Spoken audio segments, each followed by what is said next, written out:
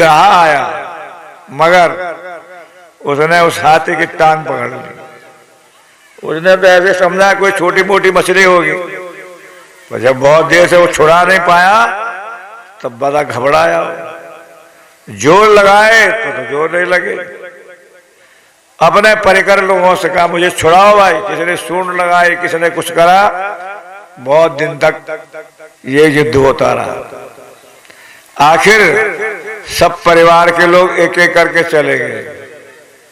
अब हाथी ने देखा जब मेरे अंदर बद था सब मेरे आगे पीछे चलते थे, आज मैं विपत्ति में फंसा हूं, ये कोई मेरी सहायता नहीं कर रहा। अब कौन सहायता करे? तब उस गज को अपने पूर्व जन्म की याद आई। पिछले जन्म में वो क्या था वो आगे कहेंगे।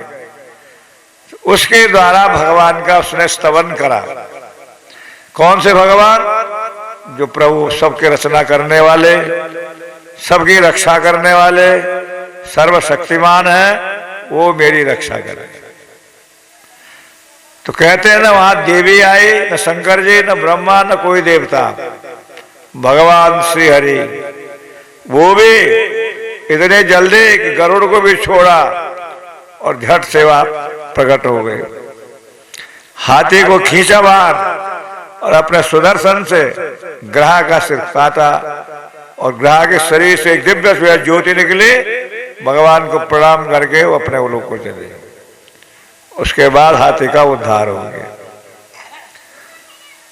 तो भगवान जो है अपने अंतर की भाषा समझते, हृदय की। कोई शास्त्रीय श्लोक ही कहने पड़ेंगे, वेद के ही श्लोक कहने पड़ेंगे तब समझते हैं, संस्कृति जानते हैं। वो तो पशु पक्षियों की भाषा भी जानते हैं। ऐसे ही एक पद है सूरदास जी का। एक कबूतर उड़ रहा था, तो एक बाज पक्षी जो पक्षियों में बड़ा होता है, छोटे पक्षियों को मार देता है, खा जाता है। वो बाज पक्षी उस कबूतर के पीछे पड़ा। कबूतर अपनी जान बचाते बचाते एक पेड़ जो घना था उसके अंदर टहनी में छिप गया। वो बाज ने ऊपर से देखा कि इस पेड़ में बैठ गया है, तो ऊपर वो घूमता रहा। ये उड़ेगा तो मैं इसको मारूंगा, झपटूंगा इस पर। एक शिकारी ने कबूतर को देख लिया, वो पेड़ पर बैठा है। उसने नीचे से धनुष बाण से निशाना मांगा उस कबूतर को मारने के लिए। ऊपर उड़ता है तो बाज पक्षी है, बैठा रहता है, तो कब ये व्याध शिकारी उसको मारता है। तो उसने भगवान की स्तुति करी, तो वर्णन किया सूरदास जी ने, अब की राख लेहु भगवान प्रभु, अब मेरी रक्षा आप कर सकते हैं। मैं अनाथ बैठो द्रुम डरिया, पारिद सांध्यो बाण, ताके डर सो भाजो चाहत, ऊपर ढुक्यो सचान, दुहु भांति दुख भयो दयामय, कौन उबारे प्राण। प्रभु मैं अनाथ होकर के आपको पुकार रहा हूं। मैं इस पेड़ पर बैठा हूं, उड़ता हूं तो ऊपर बाज मुझे मारता है, बैठा रहता हूं तो ये व्याध शिकारी मुझे मारता है। अब मेरी तो दोनों तरफ से मृत्यु है, कैसे मेरी रक्षा होगी? आप ही बचा सकते हैं। दुहु भांति दुख भयो दयानिधि, कौन उबारे प्राण। तो कहते हैं सुमिरत ही अहि दशो पारधि, भगवान की याद करने से वहां एक सांप आ गया और वो सांप शिकारी के पैरों में लिपट गया। सुमिरत ही अहि दशो पारधि, कर छूटो संधान, उसके हाथ से निशाना चूका और सीधे बाज पक्षी पर लग गया। सूरदास सर लगो सचाने, जय जय जय प्रभु कृपा निधान। इधर बाज पक्षी लुढ़का, उधर व्याध लुढ़का और उसके कबूतर की जान बच गई। तो भगवान तो अंतर की भाषा जानते हैं, इसलिए उनको अंतर्यामी कहा जाता है। यहां पर भी गज ने जो अंतर मन से पूर्व जन्म की भावना से तो श्लोक बोले, उसे भगवान श्री हरि ने उनकी रक्षा करे और अपने धाम को उनको दिया। तो पूर्व जन्म का एक कौन थे? सुखदेव जी कहते हैं पिछले जन्म में इंद्रद्युम्न नाम के राजा थे, सब राजपाट छोड़ करके मलय पर्वत पर उन्होंने तपस्या करी। तो वो बैठे हुए ध्यान में अगस्त मुनि अपने शिष्यों के साथ जा रहे थे। न तो प्रणाम करा न उनका स्वागत किया। राजा है, क्षत्रिय है, ऋषि है, जान प्रणाम करना चाहिए। ऋषि ने श्राप दिया, अरे मूर्ख, क्या तू हाथी की तरह पड़ा है? यहाँ पर इतना आदर सम्मान भी नहीं दे सकता है किसी ऋषि मुनियों को। तो जाओ तो हाथी बन जाओ। तो महाराज अब उद्धार तो अगले जब हाथी बनेगा तभी हो जाएगा तुम्हारा। तो ये इंद्रद्युम्न नाम का राजा हाथी बना। और गंधर्व में एक दो भाई थे, हु हा नाम के, जो लोगों को हंसाने का काम करते हैं, जिसको आजकल क्या कहते हैं, फिल्मों में भी होते हैं लोग, मजाक करते हैं, कॉमेडियन। तो ये हो नाम का जो गंधर्व सरोवर में नहा रहा था, वहां देवल ऋषि नहाने गए।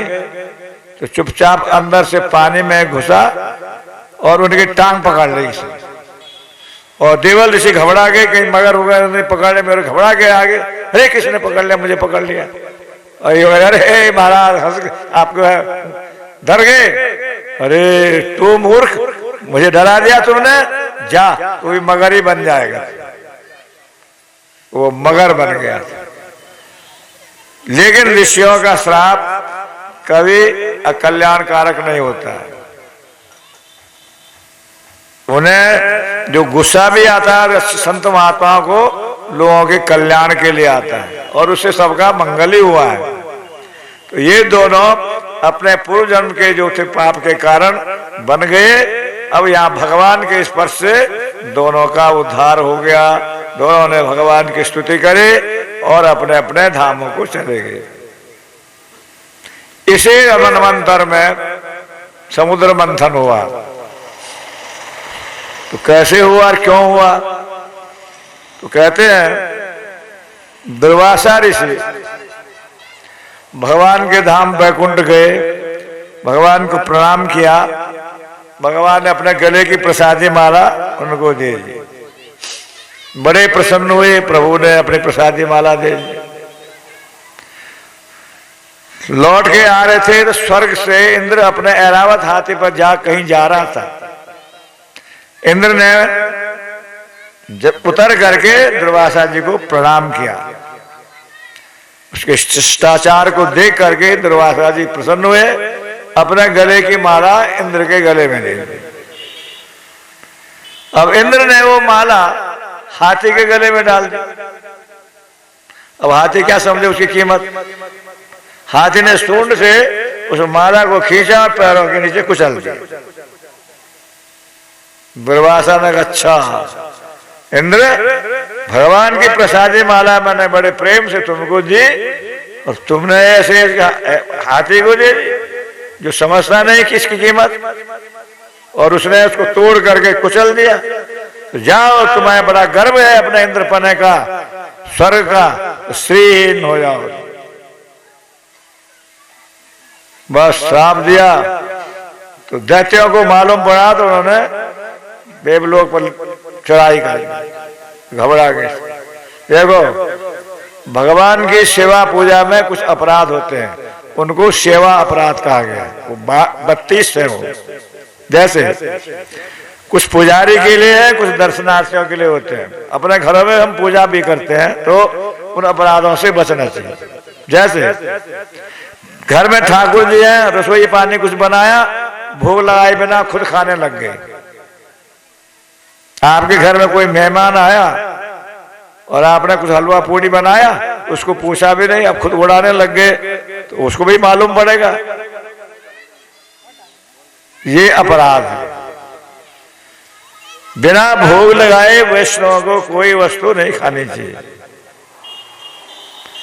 ऋतु के अनुसार जो चीज बाजार में आए या हमारे खेत में पैदा होते हैं, बगीचे में साग सब्जी अन्न आदि, पहले भगवान को अर्पण करने, न करने पर उसका अपराध लगता है।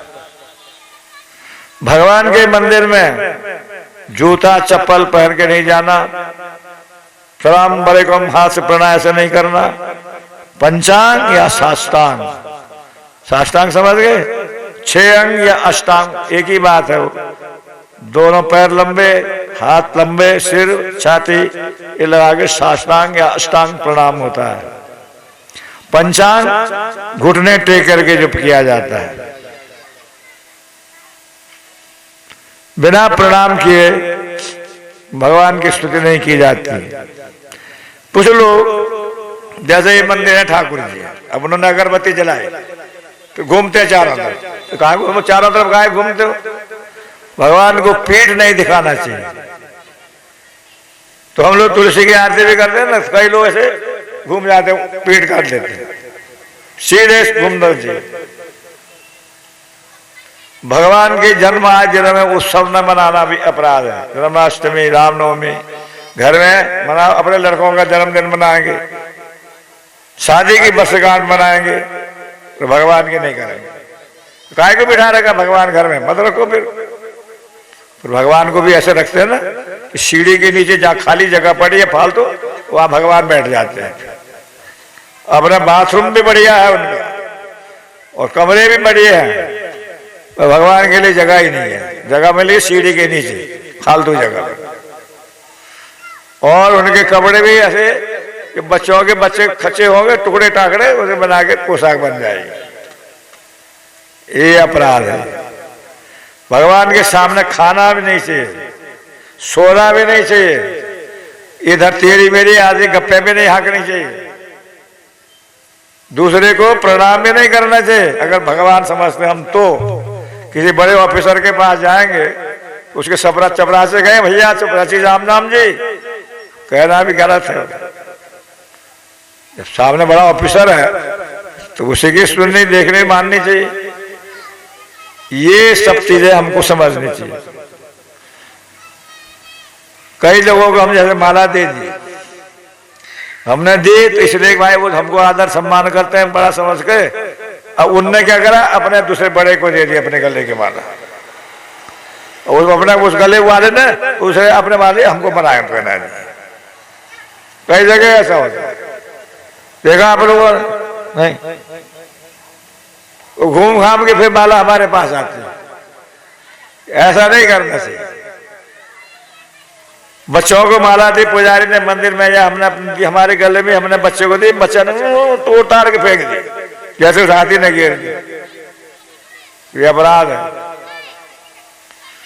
तो संभाल के रखना चाहिए। भगवान का प्रसाद का अनादर नहीं करना चाहिए। प्रसाद कोई खाने की चीज नहीं होती है। माला भी प्रसाद है, तुलसी दल भी प्रसाद है, चरणामृत भी प्रसाद है।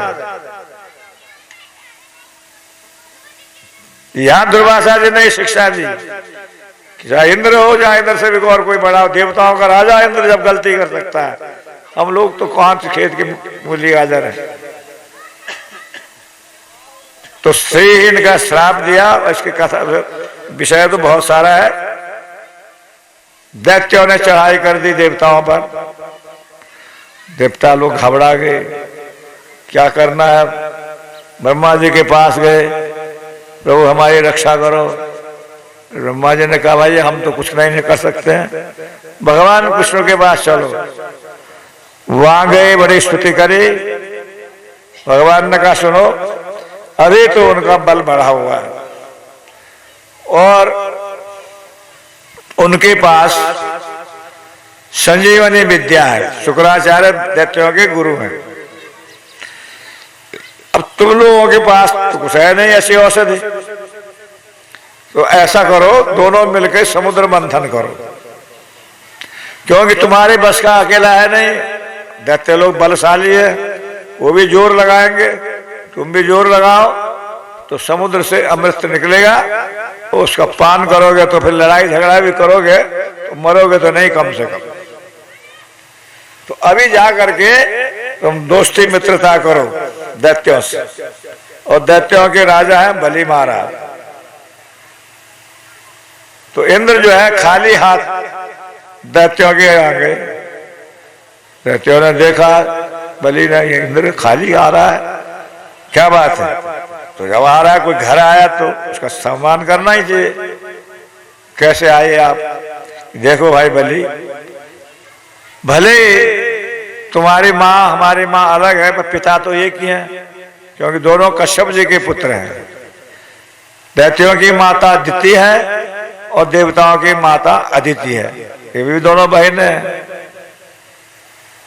तो ये लड़ाई झगड़ा जो होता रहता है इसको अब कब तक चलेगा?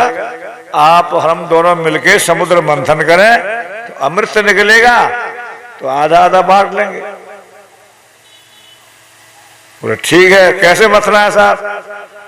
क्षीर सागर में औषधियां डालेंगे, मंदराचल की जो मसानी बनाएंगे, शेष जी जो है उसमें नेति बनेंगे और हम दोनों से मंथन करेंगे। दैत्य लोग जो है प्रसन्न हो गए। अब मंदराचल पर उखाड़ने गए, मंदराचल लेने, तो उसको कोई इतने तो बल है नहीं जो उसको उखाड़ सके।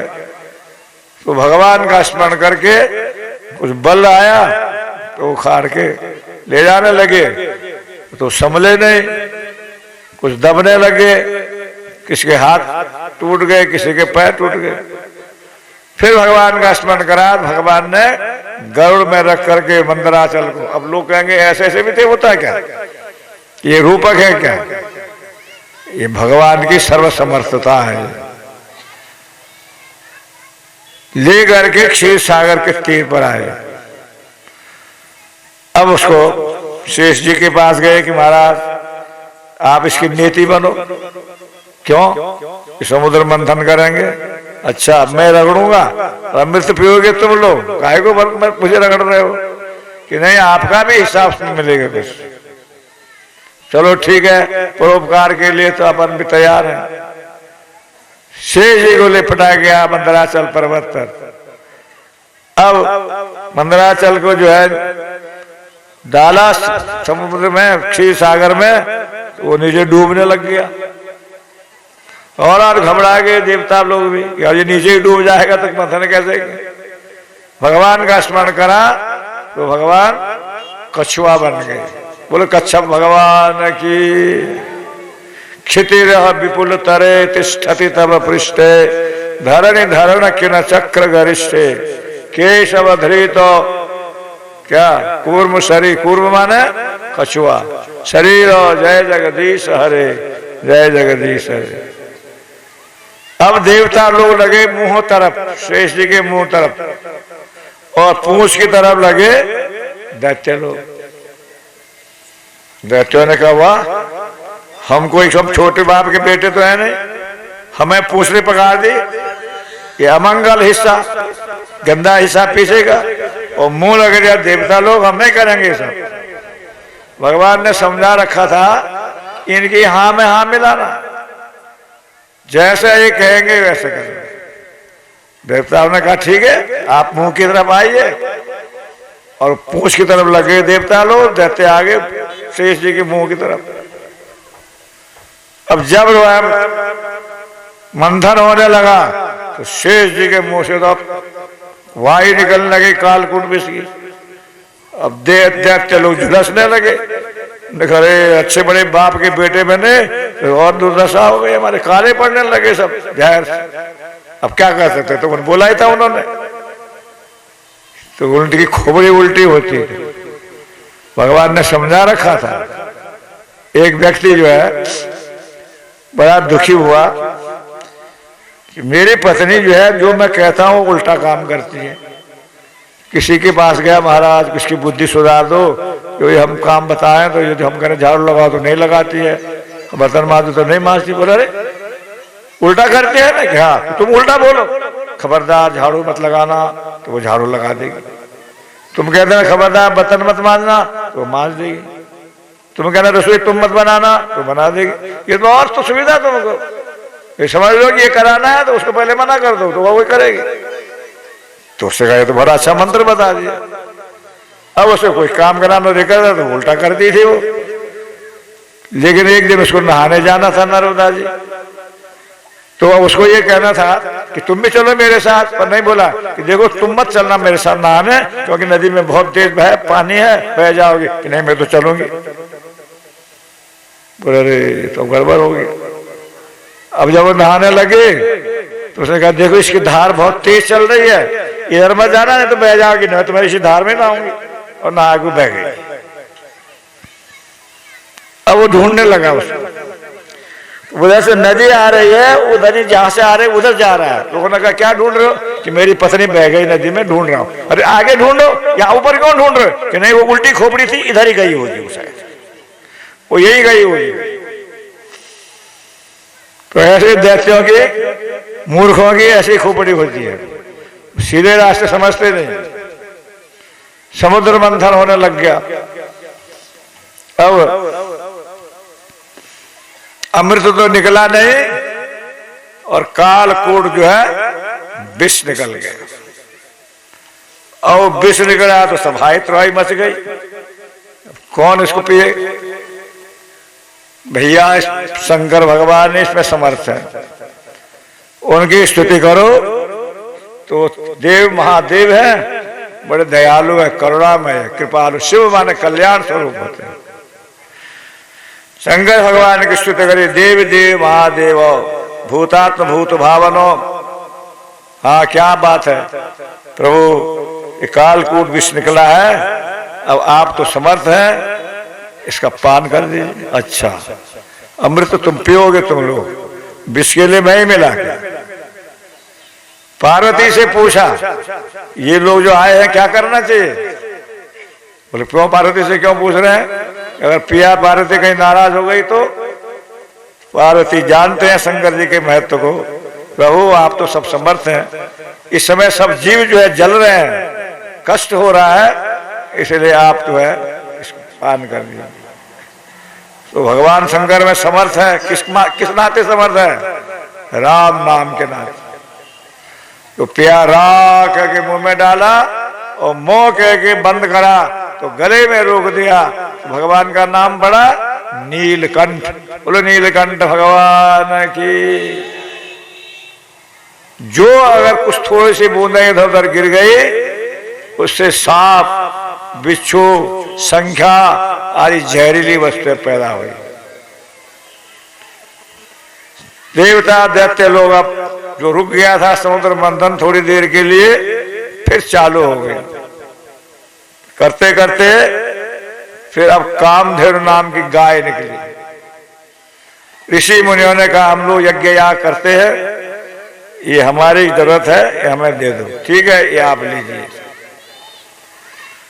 फिर उच्च स्थवा घोड़ा निकला। अब बलि ने कहा हमारे लिए भी तो कुछ मिलना चाहिए, ये हमको दे दीजिए, ये हम ले लेंगे। वो उनको दे दिया। ऐरावत हाथी इंद्र को दिया। कल्प वृक्ष जो देवलोक को गया। अब कौस्तुभ मणि आई, भगवान ने कहा हमारा भी तो कुछ हिस्सा होना चाहिए भाई, हम भी तो कुछ में योगदान कर रहे हैं। कौस्तुभ मणि भगवान के गले में गई। अप्सराएं आई। अब वो कहा जाए वो स्वर्ग में जो है उनको स्थान दिया गया। लक्ष्मी देवी आई। अब उसका तो सब लोग चाहते हैं कि हमको मिले, सब लड़ने लगे। सबने कहा देखो पहले इनको आसन दो, इनको खुद बिठाओ, पूजा करो, अब इनसे पूछो कि ये किसको चाहती है। तो लक्ष्मी देवी का जो है उच्च आसन दिया गया, अभिषेक किया गया, कमल की माला दे दी गई और सब लाइन से खड़े हो गए कि किसको ये वरण करे, जिसको स्वयं वरण करेंगे वो इनको मिलेगी उसको। तो देवताओं की तरफ गए। देवता दुर्वासा जी तो बड़े क्रोधी है, ये भी ठीक नहीं। शंकर जी तो शमशान में रहते हैं। इंद्र तो डरपोक है। दैत्य लोग तो ऐसे ही लड़ते रहते हैं। गंधर्व लोग देखने शक्ल तो अच्छी है पर इनके काम अच्छे नहीं है। इस प्रकार करते करते भगवान जो है हरि एक तरफ बैठे थे निश्चिंत होकर के, जैसे समुद्र की लहरें गिन रहे हो मान लो। लक्ष्मी देवी जी आए, सबके अंदर कुछ ना कुछ दोष बताया कि इसके अंदर क्रोध है, इसके अंदर ये दोष है, कि सूरत ठीक नहीं है, इसका ये है, इसका ये है। आखिर भगवान श्री हरि के गले में माला पहना दे, बोलो लक्ष्मी नारायण भगवान की। तो भगवान लगा क्यों, और कोई पसंद नहीं आया, हमको ही मिलेगा, हमारे गले में डाल दिया गया। लक्ष्मी ने कहा आप में भी कमी है। तो क्या कमी है, कि मैं आपको चाहती हूं तो आप मुझे नहीं चाहते। भगवान कहे लक्ष्मीनाथ, हम सब दुनिया लक्ष्मी को जाते हैं। भगवान कहते नहीं दुनिया वाले हमारे साड़ू भाई बनते हैं, लक्ष्मी मेरी अर्धांगिनी है, और ये कहते हैं सुख संपत्ति लक्ष्मी घर आवे कष्ट मिटे तन का। अरे किसी को कह दो तुम्हारे घर वाले हमको दे दो तो क्या होगा, और सब लक्ष्मी मांगते हैं हमसे। तो भगवान लक्ष्मीनाथ है। लक्ष्मी नारायण तो पहले से ही है, और यहाँ समुद्र मंथन में एक लीला हुई है, इसलिए ये प्रसंग यहाँ पर कहा गया है। अब फिर मंथन हुआ, अब निकले क्या, बारुणी, गिलास टकराओ, चेयर, कौन ले, दैत्य ने कहा हम लेंगे। हाँ ये तुम्हारे काम की चीज है, तुम खूब पियो और मस्त रहो। बारुणी उनको दे दिए। ऐसा करते करते अंत में जो है धन्वंतरी जी महाराज अमृत कलश लेकर के निकले। बोलो धन्वंतरी भगवान की। अब जो अमृत कलश निकला तो दैत्य ने कहा भैया ये कोई कुछ ले रहा है, कुछ ले रहा है, लक्ष्मी भी मिले, अप्सराएं भी नहीं मिली, अब तो अमृत कहीं जो है चला न जाए। झपट्टा मारा जो बलिष्ठ थे और अमृत कलश लेके चले गए। अब दूसरे ने कहा भाई ये क्या कर दिया, हमने भी तो समुद्र मंथन करा था। और जो कमजोर दुर्बल दैत्य थे, अरे वो कह रहे दैत्य देवताओं ने भी तो मारा। अरे बड़ा देवताओं का बड़ा पक्षपाती बनते हो, एक दूसरे से लड़ने लगे, हम पूर्वम, पहले मैं पीऊंगा, पहले मैं पीऊंगा। अब देवता लोग सोचने लगे इतनी मेहनत करी और आखिर जो है इनके हाथ अमृत से लग गया। खोदा पहाड़ निकली चुहिया, वो भी मरी हुई, जो हमारे काम तो आई नहीं। तो भगवान का स्मरण करा, तब भगवान श्री मोहनी रूप से प्रकट हो गए। मोहनी रूप से जो प्रकट हुए तो दैत्यों को तो वो रूप चाहिए, उनको तो अरे अरे देवी कौन हो तुम, कि मैं पुष्यली हूं, घूमती रहती हूं, कोई मेरे अनुकूल मिले तो उसको वरण कर लूंगी। लगती तो तुम बहुत उच्च कुल की हो, तो तुमने क्या समझा मैं कोई ऐसे नीचे कुल की हो गया। नहीं देवी हमने ऐसे पूछ रहे हैं, हमारा ये काम है। बोलो हमने समुद्र मंथन किया है, अमृत निकला है, हमें लड़ाई हो रही है आपस में, इसका बंटवारा कर दोगी। अरे तुम किसके संतान हो, कश्यप ऋषि। अच्छा इतने बड़े ऋषि के संतान, और तुम मुझे दे रहे बांटने के लिए, मेरा विश्वास कर रहे हो। दैत्य ने कहा भैया है तो बहुत तेज है, सही बांटेगी, तो मेरे विश्वास कैसे कर। नहीं हमारे विश्वास है आपके ऊपर, तो मैं जैसे करूंगी वैसे करोगे कि हाँ। तो कैसे बांटना, किसको देना है, सामने कौन खड़े हैं, ये देवता लोग हैं, तो इन्होंने भी मथा क्या कि हाँ इनको भी बांटना हमको भी बांटना। तो एक लाइन लगाओ दैत्याओं की, एक तुम देवताओं की। और कलश लिया हाथ में और शकल दिखाने लगी दैत्यों की तरफ, मुंह तो करा दैत्यों की ओर, वो शकल भी देखते रहे, और देवताओं की तरफ अमृत बांटा। सब आप लोग पढ़े लिखे जानते, सब देखते भी रहते हैं। यहां देखा राहु ने, ये बड़े चालाक हो रहे हैं, सूर्य और चंद्रमा के बीच में वो बैठ गया। एक असुर था भानु नाम का राक्षस, तो जब बढ़ते बढ़ते वहां आया तो उसने भी मुंह में डाल दिया। सूर्य चंद्र ने देख रहे रे तो भानु असुर है। भगवान ने सुदर्शन से उसका गला काटा, तो दो ग्रह बन गए, राहु और केतु। केतु नीचे गिर गया, राहु बन गया। तो कहते हैं जो आज भी सूर्य और चंद्रमा को ग्रहण रूप में लगता है।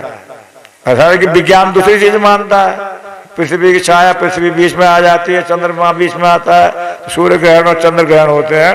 पर एक इस दृष्टि से ग्रहण माने उसको घसन करना, मुंह में निकला पीछे से निकल गया, क्योंकि धड़ है नहीं। तो ये 7 ग्रह के 9 ग्रह बन गए, चंद्र मंगल बुध गुरु शुक्र शनि, जो 7 ग्रह थे। इसके बाद 2 ग्रह और होने से 9 ग्रह बन गए। इधर से है देवताओं को अमृत पिला दिया, घड़ा पटक दिया और मोहिनी जी गायब। तो दैत्य ने अरे वो कहाँ गई? अरे गई नहीं, वो गया। क्यों? वो कोई है, मोहिनी नहीं, मोहना था वो मोहित करके चला गया हमको। अच्छा, तब दैत्य लोग सब देवताओं पर चढ़ बैठे और बड़ा भारी संग्राम हुआ क्षीर सागर के किनारे, जिसको कहते हैं देवासुर संग्राम। सत्युग का पहला युद्ध है देवासुर संग्राम। त्रेता युग का युद्ध है राम रावण युद्ध, और द्वापर का है महाभारत, और कलयुग का घर घर में महाभारत युद्ध है। घर घर में लड़ाई है आजकल कलयुग के अंदर। तब जब बहुत से दैत्य मरने लगे, देवताओं ने तो अमृत पिया था, पर उस अमृत की और भी कथाएं गरुड़ ले गए थे कहीं, उसकी बूंदें पड़ी है 4 जगह में, हरिद्वार, नासिक, उज्जैन और प्रयाग। तो इन 4 जगह कुंभ लगता है 12 साल के अंदर। वृंदावन में भी कदम्ब के वृक्ष में भी वो अमृत गिरा, या गरुड़ जी वहां बैठे तो कालियानाग के पास वहां सब वनस्पति जल गई, लेकिन कदम्ब का वृक्ष नहीं जला अमृत के कारण। तो बाद में नारद जी ब्रह्मा जी ने आज समझाया दोनों पक्षों को, लड़ने से क्या होगा, जो होना था सो हो गया, तो शांति रखो। तो बहुत से दैत्य तो मर भी गए, लेकिन दैत्यों के पास एक विद्या थी, संजीवनी विद्या, शुक्राचार्य के पास। वो जो मरते थे उस विद्या के द्वारा उनको जीवित कर देते थे। तो यहां कहते हैं सुखदेव जी, देखो एक उद्देश्य से एक ही काम किया गया, समुद्र मंथन, एक ही जगह, एक ही लक्ष्य, एक ही काम, परिणाम में फल अलग हुआ। मेहनत दोनों ने करी, देवता लोगों को अमृत मिल गया और दैत्य लोगों को परिश्रम मिला। क्यों? जो भगवान का आश्रय लेके रहते हैं उनका परिश्रम सार्थक होता है, और जो अपने बल पर रहते हैं अभिमान अहंकार के अंदर, उनके हाथ केवल परिश्रम, श्रम एव ही केवलम, मेहनत हाथ तक। भगवान शंकर को पता चल गया, जहर तो हमको पिला दिया, अमृत ये पी गए, और भगवान ने मोहिनी रूप धारण करा। तो मैंने तो भगवान के सारे रूपों को देखा है, जब जब जो अवतार हुआ भगवान का, तब तक हम गए, प्रणाम किया, दर्शन किया, ये मोहिनी रूप तो मैं देख नहीं पाया। भगवान के पास के प्रभु आपका वो मोहिनी रूप में मुझे देखना चाहिए, देखना है मुझे जो आपने धारण किया। भगवान ने कहा सुनो भैया, ये तो राक्षसों को मोहित करने के लिए बनाया था, आपके लिए नहीं है ये। आप तो कामदेव को भी विजय करने वाले हैं। नहीं प्रभु, जो भी हो, आपका रूप तो आपका ही था, मुझे एक बार दिखा दीजिए। भगवान ने कहा ठीक है, समय आने पर दिखा देंगे। पार्वती के सहित आए थे, जाने लगे बैकुंठ से, रास्ते में गए, एक सुंदर बगीचा बन गया, बहुत सुंदर, वहां फूल खुशबूदार खिले हुए खुशबू आ रही है। उस बगीचे में एक सुंदर एक नारी गेंद लेकर के खेल रही, उछल रही है, कभी उसका पल्ला गिरता है, कभी संभालती है, कभी दूर जाती, कभी रुक जाती है। उसको देख करके शंकर जी बड़े आकर्षित हुए, उसके पीछे जाने लगे। पार्वती जी ने कहा जाते हो? जहां जाना चाहिए, देखो ना कितना सुंदर रूप है। अरे ठहरो, ये क्या कर रहे हैं आप? शंकर जी जो है पार्वती को धक्का दिया, जाने लगे, पकड़ने लगे, कभी मोहिनी दूर हो जाए, कभी नजदीक हो जाए। आगे झट से पकड़ा शंकर जी ने, और भगवान जो है चतुर्भुज से प्रकट हुए, बोले भगवान विष्णु की जय। शंकर जी बोले प्रभु ये हाँ, ये मेरा रूप है। अरे प्रभु देखना। और शिव विरंच कहो मोह को है बपरो आन अजय जान भजय मुनि मायापति भगवान। जिन शंकर जी ने कामदेव को भस्म कर दिया वो मोहनी रूप दे करके आकर्षित हो गए। हम आप संसार में मर रहे हैं समझ। श्रीमद वक्र न कीन के प्रभुता बधिर न काय मृगलोचन के नयन सर को असलागे न जाए। बड़े बड़ा के जो है भगवान की माया गुलाम कर देती है अहंकार। हाँ बच सकते हैं इसे कौन? तो भगवान का आश्रय लेके रहते हैं। चक्की में पीसते हैं ना सब पिस जाता है, और जो दाना कील के साथ अटकता है तो पिसता नहीं उसका। तो भगवान का आश्रय लेके जो रहते हैं भगवान उनकी रक्षा करता है। जो अपने बल से चलते हैं तो भगवान की माया से सबको गुलाम कर देती है। जय जाको शरण लहे ते ताकी राखे लाज उलट जले मछली चले बह जावे गजराज। नारद जी ने भगवान से पूछा प्रभु मैंने श्राप दिया, मुझे बंदर का मुंह बना दिया आपने और मैंने ऐसे करा तो आपने क्यों नहीं मुझे शादी करने दी? भगवान ने कहा सुनो नारद मैं अपने भक्त का कभी पतन नहीं होने देता हूं। न मे भक्त प्रणश्यति, मेरा भक्त कभी पतित नहीं होता गिरता नहीं। बड़े ज्ञानी कर्मी विश्वामित्र महामुनि ज्ञानी मेनका अप्सराएं गुलाम हो गए, शकुंतला पैदा हो गई। अपना तप बल वैराग्य बल ज्ञान बल जो रखते हैं और भक्त प्रभु के बल से चलते हैं। भगवान करहूं सदा तिनकी रखवारी जिमि बालक राखै महतारी गई शिशु बच्च अनल अहिधाई जाय ले जननी उर्गारी। बालक छोटा बच्चा माँ का आश्रय लेके रहता है, कहीं आग में गिर जाए खड्डे में गिरे भट पकड़ के देती है। बच्चा बड़ा हो गया अपने में बड़ा हो गया स्कूटर चलाऊंगा साइकिल चलाऊंगा, चला बेटा अपना सिर भी फोड़ता है दूसरे का भी फोड़ के आता है। माँ बाप की उंगली लेके जो बच्चा चलता है सामने से कोई गाड़ी आए आदमी आए सब उसको पकड़ के सुरक्षा रक्षा कर लेते हैं। फिर अपने बल से जो चलते हैं वो गुलाम हो जाते हैं। या भगवान ने ये दिखा शंकर जैसे काम विजयी भी ये हो सकता है। हम लोगों की तो क्या हालत है, इसलिए किसी का गर्व नहीं करना चाहिए। चैतन्य महाप्रभु जी के भक्त थे हरिदास ठाकुर जी। यवन कुल में होने पर भी हरे कृष्ण राम भगवत नाम लेते थे। यवनों ने कहा हमारा शासन है 500 साल पहले की बात है, इस युग की है। 22 बाजारों में उनको चाबुक से मारा गया कि तुम्हें कृष्ण नाम राम नाम मत लो। उन्होंने कहा खंड खंड हो दे जाए यदि प्राण तब हूं बदनया में ना छाड़ी वो कृष्ण नाम। मेरे शरीर के टुकड़े टुकड़े हो जाए तब भी मैं भगवान कृष्ण राम नाम को कभी छोड़ूंगा नहीं। 22 बाजारों में चाबुक मारी गई, दल्ला थक गए तो भगवत नाम लेते दोनों हाथ उठाते हुए हरे कृष्ण करते गए। उन्होंने कहा अरे अब तो सजा मिलेगी। बादशाह कहेगा कि तुमने मारा नहीं है, नहीं तो 2-4 चाबुक में सब ठिकाने आ जाते हैं। तो उनके इस बात को सुनकर हरिदास ने कहा ठीक है हम अभी गिर जाते हैं। वो गिर गए। जल्लादों ने कहा महाराज वो तो बेहोश हो गया मर गया है, अब क्या करना है? उसको गंगा में बहा दो।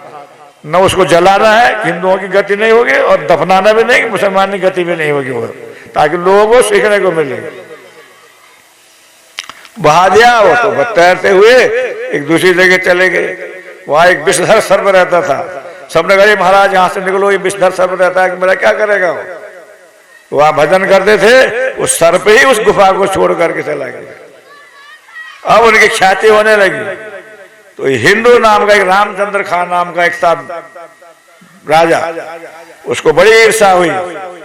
उसने एक हीरा नाम की वेश्या को भेजा उनके पास कि तुम जात में जाओ, ये अकेले रहता है, सुंदर है, जवान है, इसको दिखाओ। तुमने तो बड़े बड़े लोगों की लुटिया डुबो दी है। वैसे बोले रोज कौन सी चीजें मेरे आगे। तो एकांत में अपना भजन करते थे, तुलसी जी का चबूतरा। उसके साथ एक चुपचाप एक आदमी गया कि कुछ गड़बड़ होगा तो हल्ला मचाएंगे, इनको पकड़ेंगे, बदनाम करेंगे।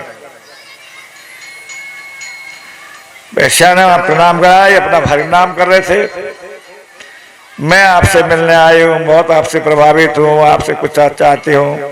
हाँ देवी चलो मिलो, मैं भी बात करना चाहता हूँ, बैठो तुम, अभी मेरा नियम है, तो मेरा नियम पूरा हो जाएगा तो बस फिर बात करेंगे। उनका नियम था 3 लाख भगवत नाम लेना, 3 लाख रोज रात्रि के समय भगवत नाम लेते थे। अकेले सुंदर है, जवान है, और वैसा बैठ गए। अब रात है तो उनका भगवत नाम चलता रहा। सवेरे हो गया, वैश्या ने कहा महाराज बात नहीं करे। देवी आज मेरा नियम पूरा नहीं हो सका, मैं सोचता था हो जाएगा, बात करेंगे, पर अब क्या करें, अब तुम फिर आ सको तो फिर आ जाना। वापस चली गई। उस रामचंद्र खान ने पूछा क्या हुआ? आज उसका कुछ नियम था वो पूरा नहीं हुआ, लेकिन बुलाया है मुझे, फिर सारा प्रभावित हो गया मेरे से। तो ठीक है, दूसरी रात गई, फिर वो उनका भगवत नाम उनका तो रोज का नियम है। फिर वो बैठ गई, फिर कहा देवी आज ही पूरा नहीं हो सका, अब मैं क्या बताऊं, मैंने सोचा आज हो जाता। तीसरी रात गई, 2 रातें भगवान का नाम सुना, किससे? संत के मुख से सुना, संत का सानिध्य किया। तीसरी रात आधी रात बीती, उसके पाप क्षीण हो गए, रोने लग गई, शरणों में गिर गई। मैं तो आपको गिराने आई थी, मुझे आपने गिरा दिया, मेरा उद्धार करो, कैसे मेरा कल्याण होगा? कथा पढ़ी हो जिन्होंने चैतन्य महाप्रभु जी का चरित्र, उनके प्रसंग में एक कथा है। आज देश विदेश में भगवत नाम संकीर्तन का प्रचार हो रहा है। विवेकानंद भले विदेश गए, बुलाया गया धर्म सभा में भाषण देने, लेकिन जो व्यक्ति यहाँ से गई बिना बुलाए पानी के जहाज से, किसी ने पूछा नहीं, उन्होंने वहां कीर्तन करा, कुछ 2-4 लोग मिले, हिप्पी लोग, उस समय प्रचार था अमेरिका में, तो उनके कीर्तन के अंडे टमाटर फेंके गए उन पर, एक वो ने सहन किया। आज सारे विश्व में भगवत नाम, ऐसे कोई कंट्री नहीं है जहाँ गीता का अनुवाद उस भाषा में नहीं हुआ हो, यहाँ तक मुस्लिम देशों में भी। रशिया, आज वहां रशिया के बहुत लोग वृंदावन आते हैं, जो हमारे देश को ईसाई बना रहे हैं, वो ईसाई धर्म को छोड़ करके विशुद्ध वैष्णव धर्म बन करके। विवेकानंद ने किसी की चोटी नहीं रखवाई, किसी के मांस मदिरा नहीं छुड़ाया, किसी को तिलक नहीं लगवाया, लेकिन आज एक संत ने उनके सिर घुटवा दिए, चोटियां रखवा दी, तिलक लगवा दिए, माला पहना दी, उनको वैष्णव बना दिया, उनका खान पान नाम सब बदल दिया। किसके आधार पर? भगवान के आधार पर, भगवत नाम के आधार पर। तो भगवान के भक्त का कौन थे प्रतिजाने ही नमे भक्त प्रणश्यति, मेरे भक्त का कभी पतन नहीं होता है, मेरे आश्रय जाते। इसे हमें शिक्षा कि भगवान का आश्रय लेना चाहिए, भगवान की शरणागति करनी चाहिए।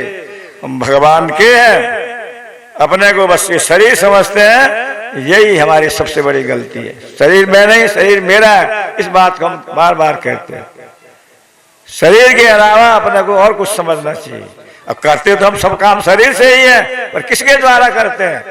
मैं उदाहरण देता हूं, मैं चश्मा पहना हूं, चश्मे से दिखता है कि आंख से दिखता है? बोलो आप लोग, चश्मे से दिखता है कि आंख से? तो मेरा पहन रखा तो मुझे अच्छा बोलने में भी सुविधा है इसमें। चश्मे से दिखता है आंख से, तो आंख से तो चश्मा काहे को पहनते हैं? दूर या नजदीक की नजर हमारी ठीक नहीं है, चश्मा एक माध्यम है, दिखता है उससे। लेकिन अगर चश्मे से दिखे तो अंधे को चश्मे लगा दे, दिखेगा उसको? अंधा व्यक्ति को चश्मा लगाने से दिखेगा? हाँ ना, तो कुछ बोलो। क्यों? देखने की शक्ति आंख में है, चश्मा में नहीं है। चश्मा माध्यम जरूर है, ऐसे ही शरीर माध्यम जरूर है, पर चलने फिरने की शक्ति आत्मा में है, जिसके द्वारा हम चलते, बोलते, उठते, बैठते। ये माइक में आवाज आ रही है, क्या स्टैंड में है, इस बोलने में है, बिजली में है। बिजली एक किस्म से इसकी आत्मा है। बिजली चली जाए तो सारे इंस्ट्रूमेंट धरे के धराए रह जाए। इनकी भी जरूरत है, बिजली की भी जरूरत है। शरीर में है, शरीर से ही कर रहे हैं, और आत्मा है तब मुर्दा शरीर क्यों नहीं करता? इस बात को समझ लें। वैज्ञानिक उपकरण बने, मोबाइल बना, कंप्यूटर बने, टीवी बना, किसने बनाए? मनुष्य ने। मुर्दों ने या जिंदों ने? वोटिंग पड़ता है, वोट किसके पड़ते हैं? जिंदे के कि मुर्दे के? मुर्दे के मनुष्य के ठुप्पा लगा दो, अंगूठा, वोट डलवा दो उससे। जिंदा चेतन की महत्ता है, वो चेतन हम है, शरीर हमारा घर है, उस चेतन भगवान का अंश है, ईश्वर अंश, जीव अविनाशी, चेतन अमल सहज सुख राशि, सो माया बस भयो गुसाए, बंध्यो कीर मरकट की नाई। जब ते जीव हरिते बिल गान्यो, तब ते देह गेह निज मान्यो, तब ते जीव भयो संसारी। कृष्ण भूलि से जीव अनादि बहिर्मुख, अतएव माया तारे देह संसार दुख। कभू स्वर्गे उठाए, कभू नरके डुबाए, दंडकारे राजा जेन नदी ते चुबाए। जैसे दंड के अपराधी व्यक्ति को राजा लोग कभी पानी में डुबोते थे, वही बाहर निकालते थे। जब पानी में डूबता था तो तड़पता था, बाहर निकाला, हाँ थोड़ा सांस आ गया। ऐसे हम अच्छे कर्म करे, स्वर्ग आदि सुख भोगे, मस्त हो जाते हैं, और कर्म बुरे कर्म करे तो धड़क के दुख भोगते हैं, तड़पने लगते हैं। इसका क्यों? कि कृष्ण भूलि से ही जीव, भगवान को भूल करके जीव विमुख हुए, हम संसार में फंस पड़े। इसलिए माया देवी हमको दंड देती है, तो अपने प्रभु को भूल करके मेरा भोग करना चाहते हो। माया तो भगवान की शक्ति है। देवी हेषा गुणमयी मम माया दुरत्यया, मामे विजय प्रपद्यन्ते माया मेताम तरन्ति ते। कौन माया से पार हो सकता है? बड़ा संभव है। गुणमयी है, तमोगुण रजोगुण सतोगुण दुष्टर है, पर हाँ उपाय है। भगवान की शरणागति कर दे तो भगवान माया से पार कर दे। यहां समुद्र मंथन से शिक्षा मिली कि हम कितना भी परिश्रम मेहनत करें, यदि भगवान का सहारा है तो उस मेहनत सार्थक है, और नहीं तो अदैत्यों की तरह केवल मेहनत हाथ लगेगी। देवासुर संग्राम के बाद नारद जी, ब्रह्मा जी आदि के द्वारा, स्वयं मनु के द्वारा समझाने पर युद्ध बंद हुआ। जो दैत्य लोग मर गए थे, शुक्राचार्य ने उनको पुनर्जीवित किया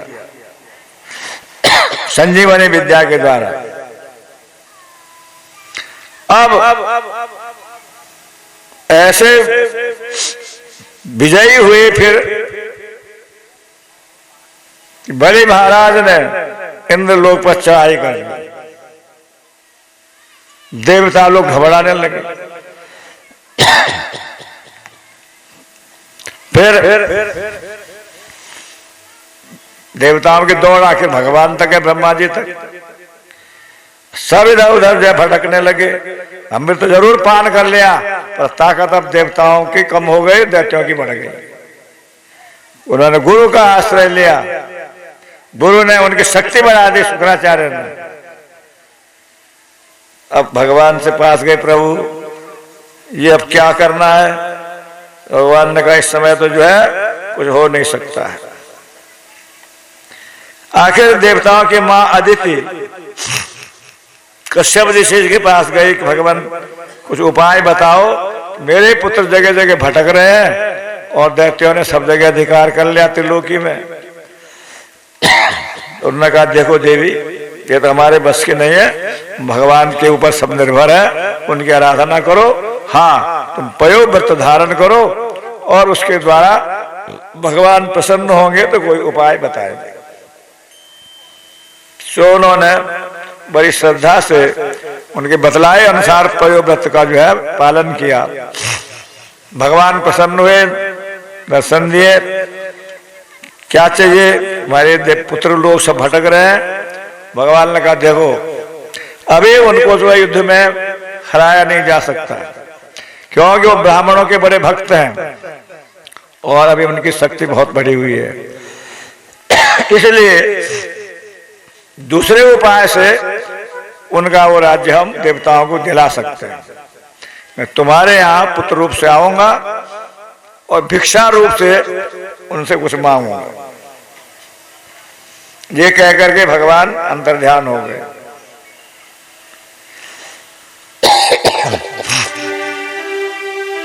समय आने पर अदिति ने कश्यप जी से ये बात कही। कश्यप जी ने कहा चिंता मत करो, सब प्रभु जो है करेंगे सब। धीरे धीरे भाद्र महीना आया, शुक्ल पक्ष की द्वादशी तिथि, अभिजीत मुहूर्त मध्याह्न में, और भगवान श्री हरि वामन रूप से प्रकट हुए। बोले वामन भगवान की। अब वामन भगवान का जो है यज्ञोपवीत आदि किया गया, अभिषेक किया गया। सूर्य ने उनको गायत्री मंत्र दिया। बृहस्पति ने यज्ञोपवीतम परमम पवित्रम प्रजापतय सहजम पुरस्तात् आयुष्यमग्रम, ये मंत्र कह के यज्ञोपवीत पहनाया। चंद्रमा ने उनको दंड दिया। कश्यप जी ने मेखला, पृथ्वी ने मृग चर्म, और माता ने कोपिन कटिवस्त्र, आकाश ने छत्र, ब्रह्मा जी ने कमंडलो, सप्त ऋषियों ने उनको कुशा, सरस्वती ने रुद्राक्ष की माला, और कुबेर ने भिक्षा पात्र, अन्नपूर्णा ने उनको भिक्षा दी। ये नियम है, जब यज्ञोपवीत होता है तो भिक्षा मांगी जाती है। तो भीख मांगना सिखाया जाता है। ब्रह्मचारी गुरुकुल में विद्याध्ययन करने जाते थे। यज्ञोपवीत उसका एक प्रमाण पत्र है, पर आजकल तब होता भी नहीं है। हो जाए तो फिर खूंटी में टंग जाता है जनेऊ, तागा ही तो है फिर, या चाबी टांगने के काम आता है। यज्ञ के उपमाने समीप बैठने का अधिकार यज्ञोपवीत, कोई तागा नहीं है, तो मंत्रों से बनाया जाता था। उसको रुई से स्वयं काते पुराने लोग तो तागे से फिर मंत्रों से उसको सिद्ध करते थे। अब तो बाजार में बिकते हैं, बाजार बिका लिया गले में डाल दिया। उसका नियम पालन करना चाहिए। भिक्षा दे आए तो गुरु जी को समर्पण करना। बृहस्पति देवताओं के गुरु है। कहा ये भिक्षा से तो अपना काम नहीं चलेगा, हमको तो त्रिलोकी की भिक्षा चाहिए। तो भगवान ने कहा वो भी देंगे, तो रखो आप पहले ही। वामन भगवान उस समय बलि महाराज 99 यज्ञ पूरे कर चुके, 100 यज्ञ कर रहे थे, और उसके बाद इंद्र का सिंहासन परमानेंट रजिस्टर्ड हो जाए उनके नाम से, बहुमत सिद्ध हो जाएगा। भृगु कच्छ नाम जाए नर्मदा के तीर पर यज्ञ कर रहे थे। वामन भगवान कमंडलो हाथ में लिए, खड़ाऊ पहने हुए, छत्र ओढ़े हुए धीरे धीरे चलते हैं। रास्ते में एक नदी आई, और वो नदी में जो पार होने लगे तो कभी कमर कमर तक पानी आ जाए, कहीं डूबने लगे। वहां एक ब्राह्मण बैठा भजन कर रहा था। वो ब्राह्मण ने कहा देव सुनो, देखो छोटा बालक है, बड़ा सुंदर लग रहा है, तुमको पार जाना है क्या? कि हाँ महाराज। तो हम पार करते, कहाँ जाना चाहते हो? बलि महाराज के यज्ञ में। अरे तो वहां कुछ दक्षिणा मिलेगी? जहां जो मिलेगी सो मिलेगी। ऐसा है तुमको जो मिलेगी आधा मुझको दो तो मैं तुम्हें पार कर देता। वामन भगवान ने कहा बहुत अच्छी बात है, आप मुझे पार कर दो, हम चल साथ में चलो, और जो दक्षिणा मिलेगी आधा आपकी आधा हमारी। तो वामन ने कंधे में बिठाया, वामन जी को पार किया, और वाम भगवान ने थोड़ा हाथ पैर उसके छाती पे जोन लगाए। उसने पैरों को देखा तो शंख चक्र गदा पद्म अरे चिन्ह बने हुए। अरे ये तो कोई छोटा वामन नहीं है भैया। समझ गया कि तो कोई भगवान ही बन के आए हैं। नीचे उतारा, भगवान ने कहा चलो साथ में चलो, वहां भिक्षा जो दक्षिणा मिलेगी आप भी लेना। अब कुछ नहीं चाहिए मुझे दक्षिणा। तो मुझे जो पार करा था आपने तो बोला था आधा मिलेंगे, कि हाँ जैसे मैंने नदी पार किया ऐसे ही भवसागर से मुझे पार कर देना, बस यही मेरी भिक्षा है आपके पास। ब्राह्मण ने आशीर्वाद दिया, ब्राह्मण भगवान ने आगे गए और लोग भी जा रहे हैं। बलि महाराज बड़े दाता हैं, जो कोई उनके दरबार में आता है किसी को खाली हाथ नहीं जाने देते। त्रिलोकी के नाथ जो है इस वक्त, कुछ लोग जा रहे हैं वहां, तो ब्राह्मण भगवान भी जा रहे हैं। दूर से ऐसा लग रहा है कि जैसे छाता चल रहा है, नीचे तो दिखता नहीं कोई है इसके नीचे। मेरी छतरी कैसे चल रही है अपने आप। नीचे आए तो देखा छोटे से बटुक हैं, इसके नीचे कितने सुंदर बालक है। उन्होंने देखा कि ये आगे पहुंच जाए तो शायद है कि सब कुछ मांग देगा, हमारे न बचा तो दौड़ दौड़ के आगे जाने लगे। लेकिन जहाँ कहीं मोड़ आवे तो वहां देखा तो आगे आगे भगवान से पहले ही पहुंच गए उनसे आगे। करते करते भृगु क्षेत्र में उनके यज्ञ मंडप में भगवान पहुंचे। वहां जैसे सूर्य उदय हुआ और सब लोग जो है देख के बड़े चकित हो गए। भले महाराज ने भी प्रणाम किया कि मेरा अहोभाग्य है, हे ब्राह्मण, आप जैसे ब्राह्मण पहली बार मेरे यज्ञ में आए, मेरा अर्घ्य स्वीकार कीजिए। चरण पखारे, प्रणाम किया, चंदन माला आदि से उनका स्वागत किया। आज मेरा यज्ञ सार्थक है। मैं समझता हूं आप जैसे जो है बटुक मेरे इसमें पधारे। आप क्या चाहते हैं, जरूर कुछ मांगने के लिए आए हो, कुछ जरूरत हो तो आप बता दीजिए, आज्ञा कीजिए। भगवान ने कहा देखो बलि, आप क्यों नहीं ऐसी बात करेंगे। आपके पूर्वज कितने दाता हुए, आपके पितामह प्रहलाद जी कितने बड़े भक्त थे बताओ, और उनके पिता हिरण्यकश्यपु, यहां तक कि भगवान विष्णु भी बराह बन के आना पड़ा उनको मारने के लिए। हिरण्याक्ष जो है हिरण्यकश्यपु वैकुंठ गया विष्णु को ढूंढने के लिए, और वहां विष्णु डर के मारे छिप गए। वहां उसे देखा तो कहीं नहीं मिले, क्योंकि विष्णु सूक्ष्म रूप से उसके अंदर घुस गए थे। देखो वो भी इतने डर गए, तुम्हारा इस वंश के अंदर इतनी ताकत है।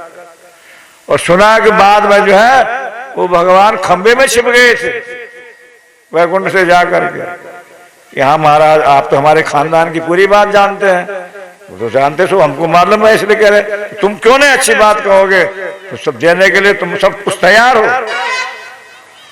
लेकिन मैं संतोषी ब्राह्मण हूं, हमको ज्यादा कुछ नहीं चाहिए। ज्यादा मांगो तो लालच और बढ़ता जाता है, इसलिए तुम देने की बात कर रहे हो और मुझे कुछ लेना होना चाहिए। बहुत आग्रह करा बलि महाराज ने। वामन भगवान ने कहा अच्छा देखो भैया, जब तुम बहुत पीछे पड़े देने के लिए, तो ऐसा है मैं जब भजन करने बैठता हूं ना आसन बिठा करके, लोग कहते उठो उठो, ये हमारी जगह है, यहाँ मत बैठो। तो एक जगह ऐसे दे दो जो परमानेंट मेरा रजिस्ट्रेशन था, अपना रजिस्ट्री कि हमको बलि महाराज ने दी है, अब तुम मुझे उठा नहीं सकते हो। तो मेरे पैर से 3 पग पृथ्वी दे दो मुझे, बस उसी में अपना भजन करेंगे, आसन बिछाएंगे, छाता ओढ़ लेंगे, उस आसन बिछा लेंगे, हमारा शरीर भी छोटा ही है, हमारा काम बन जाएगा। अरे बामन, बामन बुद्धि भी तेरी बामन ही है। बातें तो इतनी लंबी बड़ी चौड़ी करी और मांगा भी मेरे जैसे दाता के त्रिलोकी नाथ से, और 3 पग पृथ्वी। अरे ऐसे मांगो एक पैर गैसाबाद और एक पैर पहनना, हमारे असुरों के पैर ऐसे हैं, तब तो ठीक है कुछ तो मिलेगा। तो दूसरी जगह मांगना नहीं पड़े तुमको,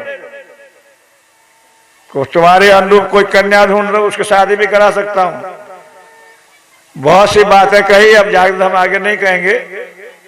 वामन भगवान ने कहा भैया इसके लालच में मुझे ज्यादा मत बढ़ाओ, तो लालच बढ़ता ही जाएगा। तो जितना हम मांग रहे हैं उतना ही दे दो तो बड़ी कृपा होगी। अब संकल्प करो, रजिस्ट्रेशन करो, पूरा लिखा पढ़ी तो होनी चाहिए। अब जब ये बात आए तो वहां शुक्राचार्य थे, करे भले सावधान, ये जो है बामन है ना 53 है, ऐसा विरोचने साक्षात भगवान विष्णु रव्ययो, ये भगवान विष्णु है साक्षात। कश्यपादितिर जातो देवा नाम कार्य साधको, देवताओं के काम बनाने के लिए वामन बना हुआ है।